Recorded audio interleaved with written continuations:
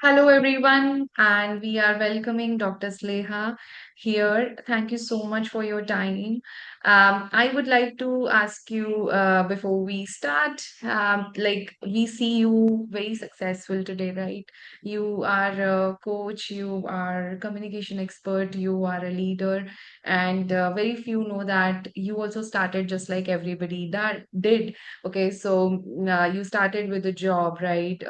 Working where take us back to the moment like when you started doing that job with, I think, SBI, right? Yeah.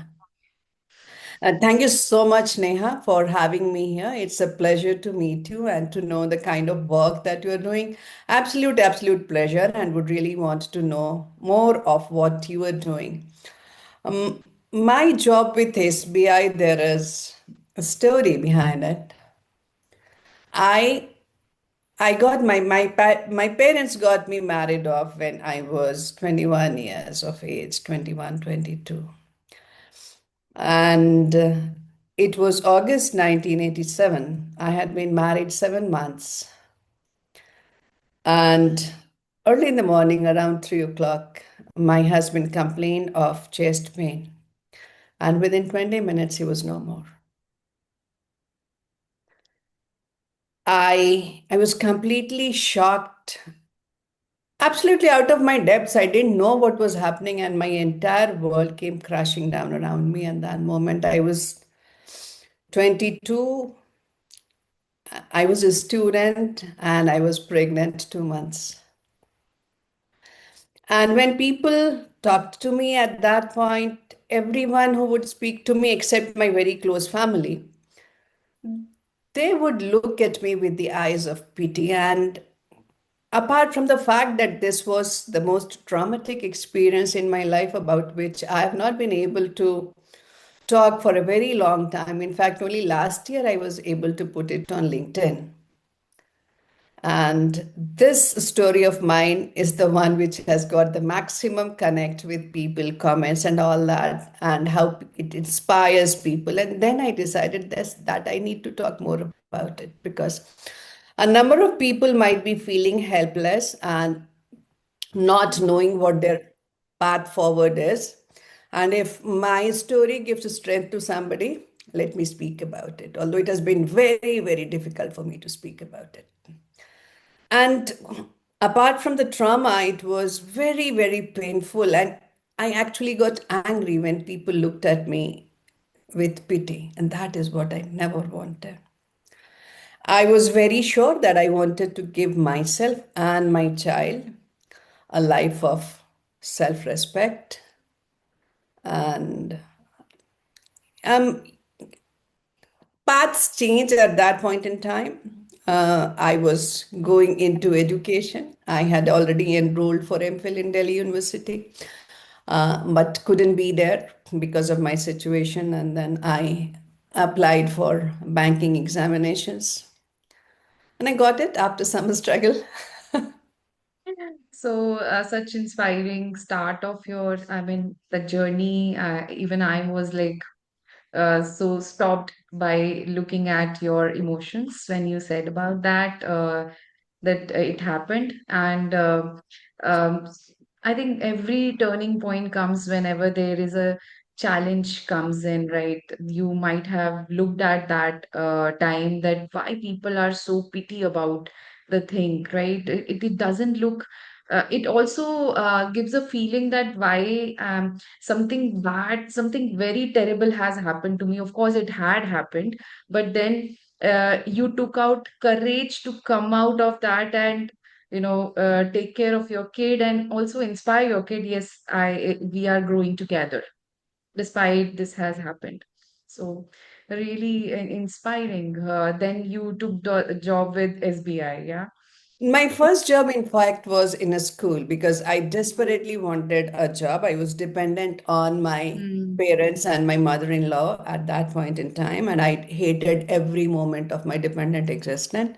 existence. So I wanted a job, and I got a job in a school, a Mm. good school, DAV, close to my mother's house, and I had applied for teaching in plus two section. And they asked me two questions. One of the questions was on grammar, adjective, the different types of adjectives. And one question was a poem which I had to explain. I explained the poem, of course, very well. I have never been great at grammar. So Yeah. I could just explain what an adjective means and give two examples. I could not explain various types of adjectives. Yeah. And it was then that I knew that I had flunked the interview. So I was going back home with a heavy tread. Just at that point, I could hear somebody running behind me, and I just turned back and said, Madam, principal sir आपको बुला रहे हैं. Okay, Mhm. okay, चलो बुला रहे हैं. So I went back and then he asked me, um, Saleha, we may not be able to give you the plus two teacher's job, but would you be ready to teach in the secondary section? I said, yes, absolutely. I needed that job. Mm. So, of course, money was important, but what was more important was that feeling of independence, that feeling of being able to stand on your own feet, the feeling of self respect. Yeah, that was important at that point of time. Yeah. So, but why did you think that the principal called you? Maybe because he has seen your need of that job, or were you so passionate that time? No, literature is my subject, and I was very good at explaining the poem. And Mm, adjective also, the extent to which I had explained it, I had mm. explained. He could see my capability, not because of my need. No, Yeah, yeah, yeah. that's what. Nobody does you a favor. Everyone should know this, that nobody does you a favor. They want you because you are meeting a need of theirs. And only Mm. when you are able to fulfill that need, they would want you. Nobody wants to do favors, yeah. And I would recommend to everyone not to go in for favors. Yes, yeah. You are so right, actually. Yeah, and in my coaching also, I tell people that, every business is hiring you for their benefit. Either they are increasing their revenue, increasing their profit, or saving their costs. Something is there because of which they are hiring you. So they are not doing any favor to you. Yeah, no, yeah, Yeah. absolutely. So, like going back again, then you did quite a bit stretch of your life doing a corporate job, being a leader, and then you turned you went to coaching, right? So what was the turning point that you switched to now coach? I'm loving this interview because you're asking me about all the turning points in my life. And this was again another defining moment. So, when I joined this job as a probationary officer in State Bank of India, it was one of the two most coveted jobs in the country, Mm. right? You could either be an IS officer or you could be a probationary officer in State Bank Yeah, of India. yeah. And from pity, everything changed to envy. Now people envied me. Very good job, very good salary, very good perks, a lot of respect in the society. And for quite some time, it seemed a wonderful job. I enjoyed it. But then my job role changed and I was put into retail banking. Mm. And I hated retail banking. Mm. I just couldn't see myself there so far. I had been in foreign exchange and which I had enjoyed. When I went to retail banking, I hated every moment of it. And there was no alignment. What I was and what I was doing, there was no alignment in the strengths and capabilities that I had. There was no alignment, I'll say, even in values. I saw a lot of conflict there. And every morning getting up and going to office was like a drudgery. And I didn't Mm. like that. And because of that, I was just 35 years of age at that point in time. And a lot of my hair had gone gray. I had lower back and upper back problem, so much so that sometimes I would be laid down on bed because of the problem. And my cholesterol had gone haywire. At the age of 35, I had cholesterol bags on my eyelids. And because of the tension that I was going through, I was a very irritable and angry person. And because of which my relationships at work as well as at my house, they suffered. Hmm. My marriage truly was going to fall apart at that point in time. And it was so, so, so painful that I really, and a lot of people face this. They might have joined the job thinking it is a very good thing for them, but somewhere along the line they feel that they are not aligning well with it. So I was in a similar situation. Outwardly, I was doing well. I was seen as a brilliant manager and promising. So I got a promotion and I was sent to a training program. I didn't want to. I was reluctant to go to that training. No, no, who wants to go for a 2 week training program? But in that training program was focused on self awareness, Hmm. knowing yourself, and spending that time with myself, of course, with the help of my facilitator, Mr. R. N. Saxena. He was. I always like to take his name. Something shifted inside me. Hmm. I can't exactly explain what it was, but something shifted inside me. And when I came back, I was facing a similar stressful situation. I still remember that. And I realized that I was not reacting with the same anger. I was more calm and I was more in control of the situation. And it was then that I felt that something was shifting inside me. I decided to become a coach and a trainer. And in my own organization, a very wonderful training system. So I requested to join there. Of course, it took some time. The way organizations work, it's not that you ask for something, you get it immediately. I asked for it and I kept asking for it. I'm a persistent person. I got it. And those years have been the most fulfilling in my career, where I could see that I was actually able to help people transform their lives. Wow, amazing. So I realized that you find it out your purpose very soon, of course, Not because soon. I not was soon. 35. No, at 35 also it's not, it's like I am 37. I have realized my purpose now. Okay. Mhm. So I think most of the people I know and I coach, people don't realize what their purpose is or what they are meant for. And but then when you took that plunge to go to that program with Mr. Saxena, then something shifted internally, right? So and then it went on externally. So first thing happens internally, right? First thing happens internally, and then you realize this is what you are meant to do. It's like many of the students I come across, they say that we go to office, but still we feel that emptiness inside us. Yeah. And that happens with most of people around us Mhm. because they chase not they chase success or they confuse success with money. Ki Mhm. if they are going to office, they're getting decent salary, and there's even they are sitting at office doing nothing, or there's no challenge coming in, but then they think that money is coming, so things are sorted.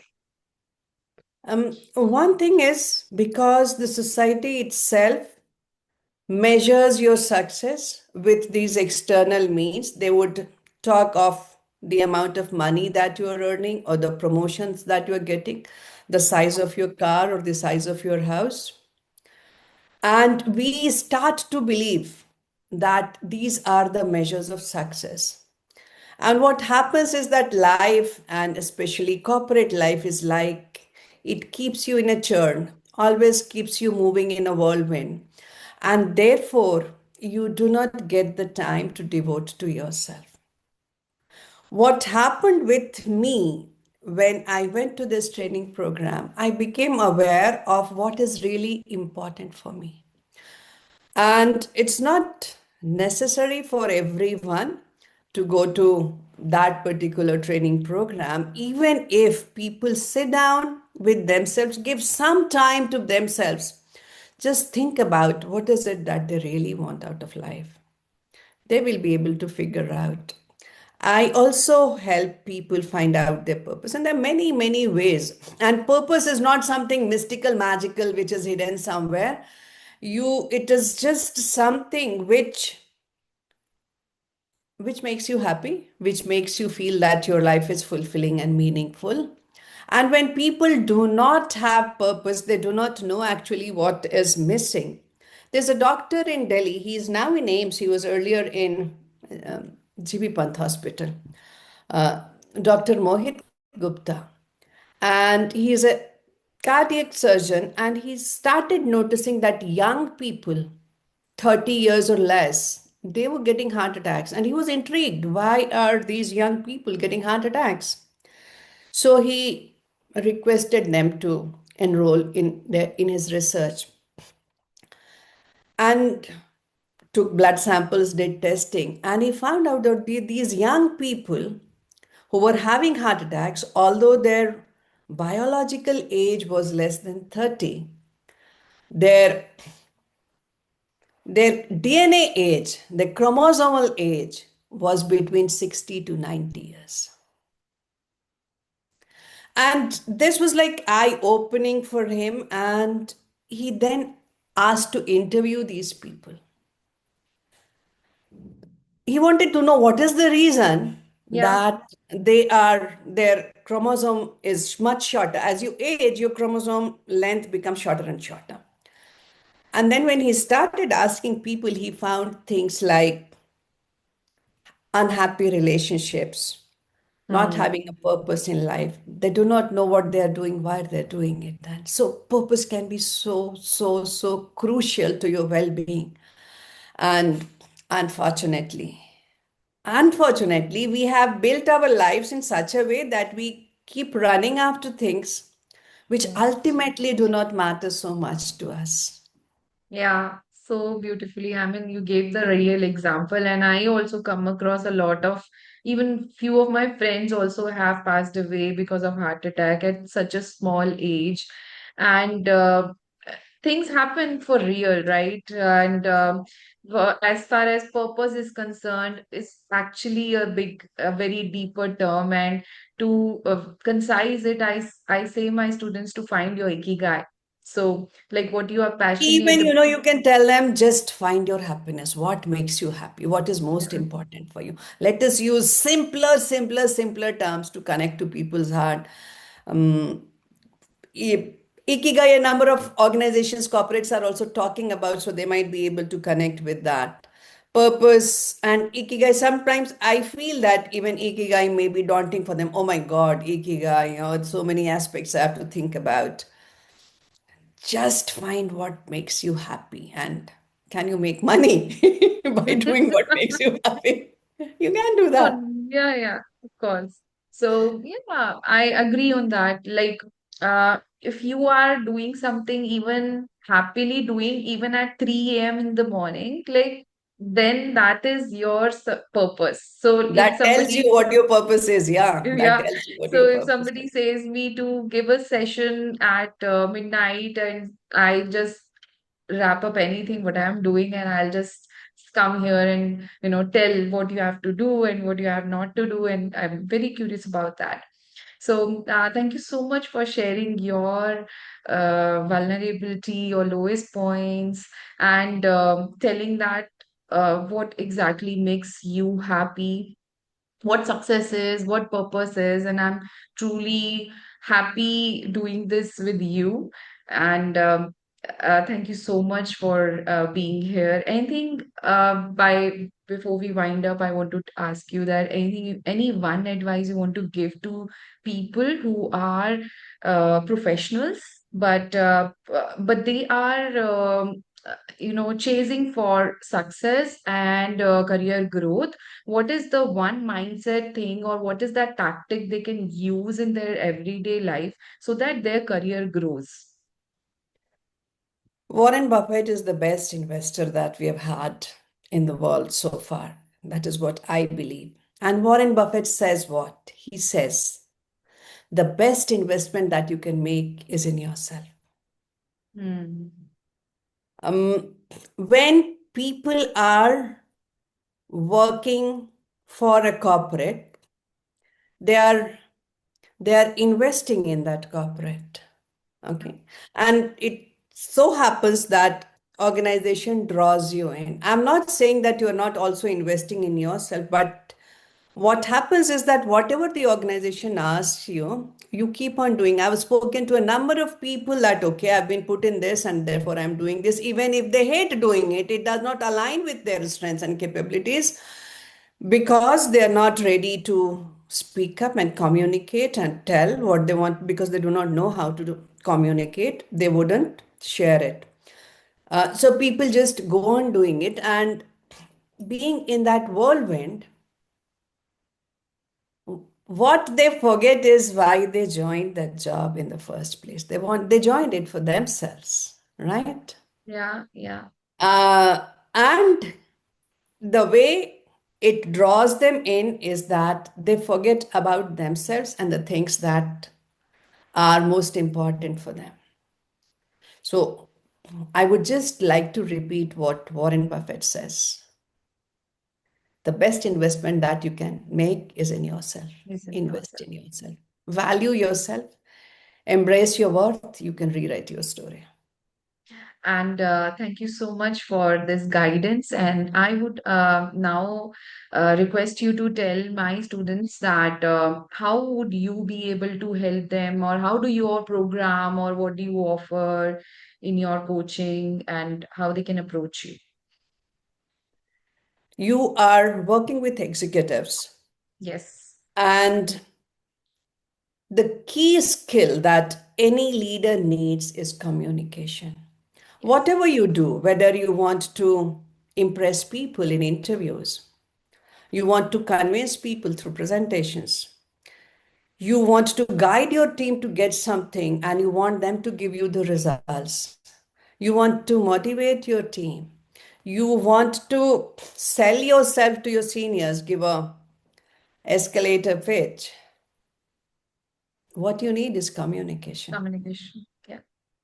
So this is one skill in which each and every executive needs to invest. Yeah. So thank you so much, Dr. Saleha. So thank you so much. Am Thank you I so much. You pronouncing could your just call name me Saleha. now? Yes, you are. It is pronounced Saliha. The Saleha. first syllable is stressed, and you can just call me Saliha. There's no need to call Saleha. me Dr. Saliha. Okay, okay. Thank you so much. Pleasure meeting you, Neha.